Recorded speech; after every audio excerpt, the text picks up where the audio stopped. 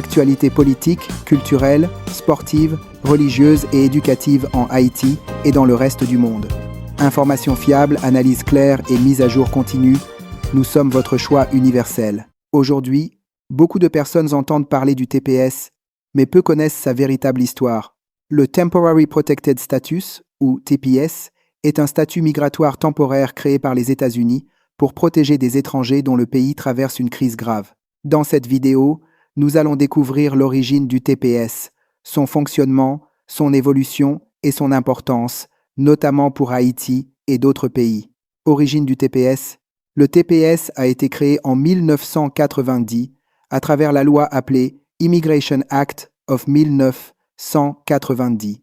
L'objectif était clair: éviter de renvoyer des personnes vers des pays en guerre, frappés par des catastrophes naturelles ou plongés dans une crise humanitaire extrême.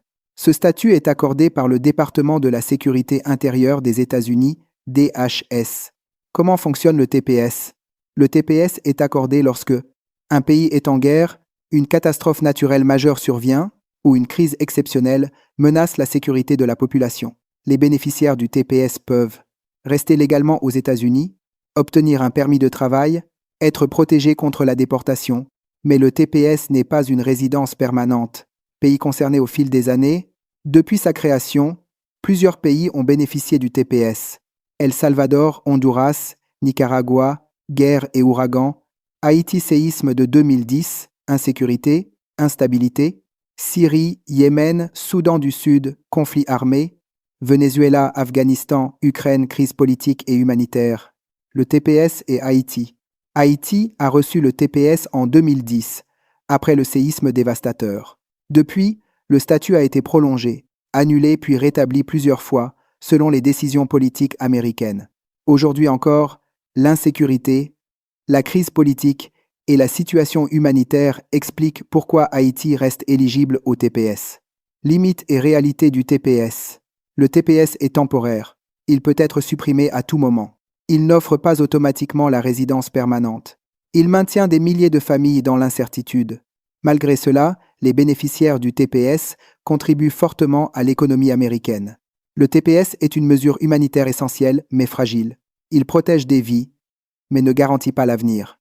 Comprendre son histoire, c'est comprendre les réalités de milliers de migrants aux États-Unis. Position générale de Donald Trump sur le TPS. Donald Trump a toujours considéré le TPS comme un statut temporaire qui est devenu permanent par abus, selon lui. Il a répété plusieurs fois que le TPS n'a jamais été conçu pour durer des décennies. Pour Trump, le TPS doit prendre fin dès que la crise dans le pays d'origine est jugée terminée, même si beaucoup de migrants vivent depuis longtemps aux États-Unis. Ce que Trump a fait concrètement sur le TPS 2017-2021, pendant sa présidence, Trump a tenté de supprimer ou de ne pas renouveler le TPS pour plusieurs pays: Haïti, El Salvador, Honduras, Nicaragua, Soudan, Népal. Son administration estimait que les conditions dans ces pays ne justifiaient plus le TPS, même si beaucoup d'organisations humanitaires disaient le contraire. Bataille juridique. Plusieurs tribunaux fédéraux ont bloqué les décisions de Trump. Les juges ont estimé que certaines suppressions du TPS étaient discriminatoires ou insuffisamment justifiées. Grâce à ces décisions, des centaines de milliers de bénéficiaires ont conservé leur TPS temporairement. Cas spécifique d'Haïti. Trump a déclaré à plusieurs reprises que Haïti ne devait pas dépendre indéfiniment du TPS.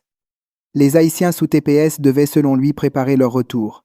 Ces propos ont provoqué de fortes critiques, des manifestations, l'opposition des leaders de la diaspora haïtienne.